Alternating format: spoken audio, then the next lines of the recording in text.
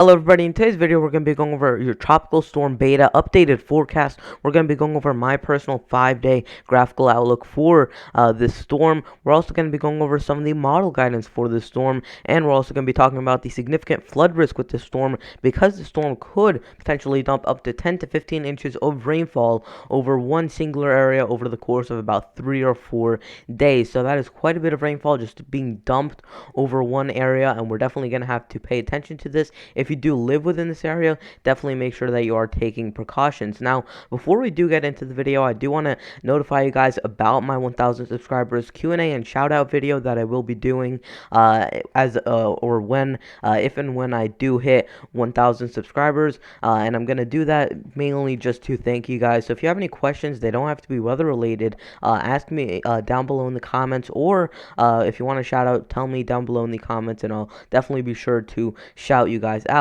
So let's start off here with your current National Weather Service page. We have frost and freeze warnings scattered throughout parts of upstate New York, Pennsylvania, Maryland, West Virginia, and northwestern Virginia, as well as eastern Maine there. Now, if you've already seen a 28-degree Fahrenheit or lower temperature reading, you will not have any more frost or freeze warnings for your area, and that's just because your growing season would have officially ended. So there's the National Weather Service will not notify you and give you a frost or freeze warning if you do get below 32 degrees Fahrenheit. So if you do experience any frost and you didn't get a frost or freeze warning, that would most likely be why. It's most likely because you've already seen a 28-degree Fahrenheit temperature or lower. So definitely, it's just important to pay attention to your local forecast, especially if you are a gardener or a farmer. Now, we also have some hurricane warnings, tropical storm warnings, or hurricane watches, also for parts of central and the central coast of Texas, also for the parts of southern Louisiana there, where we're looking at some very intense storm surge, as well as potentially some flooding rains for those regions. Other than tropical storm beta further to the south and those frost and freeze warnings further to the north, we don't have a lot going on in terms of watches and warnings. Now, here is the 5-day graphical outlook from the National Hurricane Center. We have beta, which is off to the left of your screen, which is south of Louisiana. We also have this area, this yellow area right here, which currently has a 10% chance of developing within the next 5 days. And we also see Teddy, which is currently a major hurricane, if I'm not mistaken, and that one is currently quite intense, currently has wind speeds of about 105 miles per hour.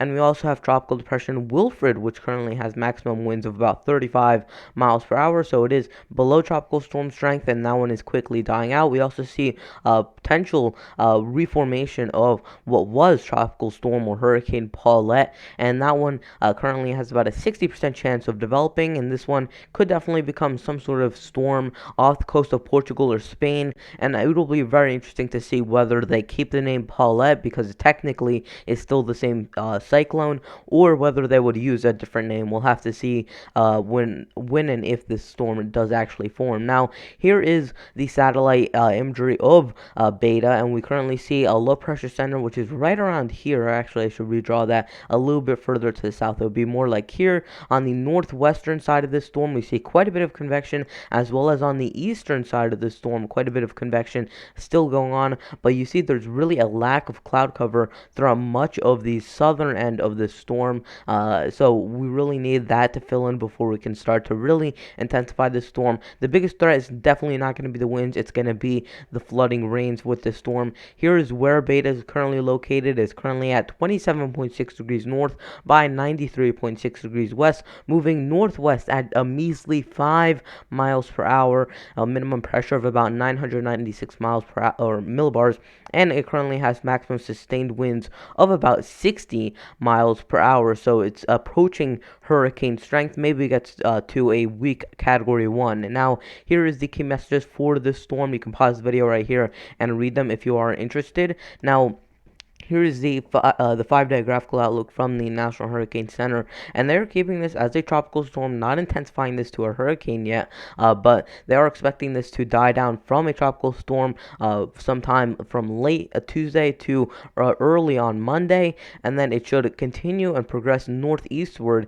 into parts of the southern and western Tennessee Valley. Now, here would be the tropical storm force wind speed probabilities, and we see onshore we have a little area that has about a 70 to 80% chance of seeing tropical storm force winds, but the tropical storm force winds are not going to be the big issue here. It's going to be the storm surge and also the flooding rains with this event, especially over southern Louisiana, which unfortunately you guys have already seen quite a few systems. We recently saw what was Tropical Storm Sally, which moved throughout this region, or kind of like this. So we already saw Sally, then we saw Laura before that, which moved into southwestern Louisiana. We saw Hannah before that, which moved kind of like this. So this area has been getting pummeled with this tropical activity, and also saw Cristobal, which, if I'm not mistaken, also moved throughout this region. So about 4 storms that moved throughout the general region of the Texas or Louisiana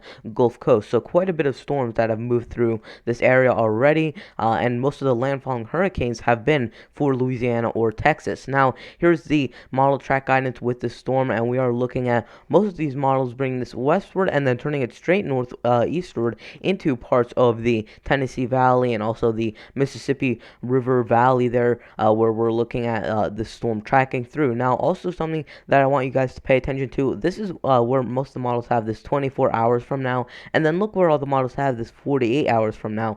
That is a very, very small area to cover within a 24-hour time frame. That would probably be between 50 and 100 miles. So within 24 hours, it's only moving 50 or 100 miles. That means that it's sitting over the same area and bringing rain to the same area for quite a bit of time. And then even look at 48 to the 72-hour mark. That is not a lot of space that this storm is covering. And then if you go to 72 to 96 hours, that's a decent amount of space, but still the same areas have been getting pummeled with rainfall. Now, here is the model intensity guidance with this storm, and most of the models have this dying down from a middle-end tropical storm down through to a tropical depression, and then it should become a post-tropical cyclone sometime within the next 4 or 5 days. Now, here's the peak storm surge forecast from the National Hurricane Center, and we're looking at the peak storm surge for Galveston Bay in that general region, where you should expect 3 to 5 feet of storm surge for those regions. So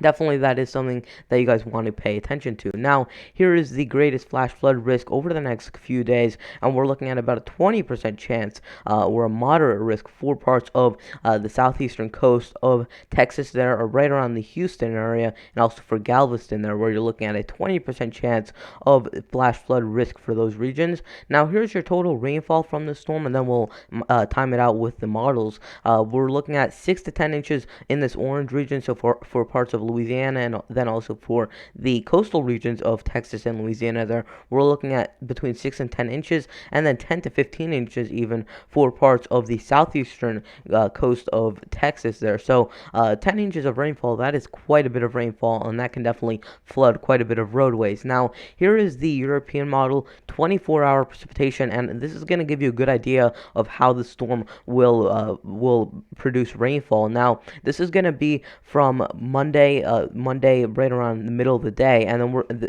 this will be from now all the way until Monday. So the past 24-hour total rainfall from the European model and what it's forecasting, and we're looking at some areas getting over 6 inches of rainfall from this. Now, let's play this forward. Now, this would be from Monday morning to Tuesday morning, how much liquid rainfall you're seeing, and we're still seeing within a day, we're seeing areas seeing between 6 and maybe 10 inches of rainfall in some regions. And then let's move this forward again. This would be from Tuesday morning to Wednesday morning on the European model, and look where where most of this rainfall is located, right around this area. Also, if you are wondering where the bulk of this tornado risk will be, because we do have a tornado risk, it's most likely going to be within this region if I had to take a guess, just because of how these models or how these storms have really played out over the past few storms. We've seen a lot of the thunderstorm activity stay on the eastern side side of the storm, while the track kind of stays to the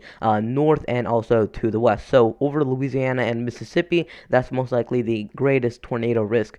So that is a good thing that's staying mainly offshore, and I don't think the tornado risk is going to be too great with this storm. Now, here is the total rainfall from Wednesday morning to Thursday morning, and we're looking at still some areas getting over 6 and maybe even 8 inches of rainfall. And then let's move this forward one more frame here, and we're looking at still some regions getting over an inch of rainfall for potentially the 5th consecutive day there. So that is quite a bit of rainfall within 5 days. And here's the total rainfall if you are curious, and especially look at that wide area of over 3 inches of rainfall in those red shades, and that is all throughout parts of Arkansas, Louisiana, Mississippi, and also coastal Texas. And then once you get into the browns and the grays and almost those purples, that's where you're looking at anywhere from 5 to maybe 7 or even more inches. In those pinks, that's where you're looking at 10 or more inches of rainfall. So that is quite a bit of rainfall, and definitely that could be potentially catastrophic. Now,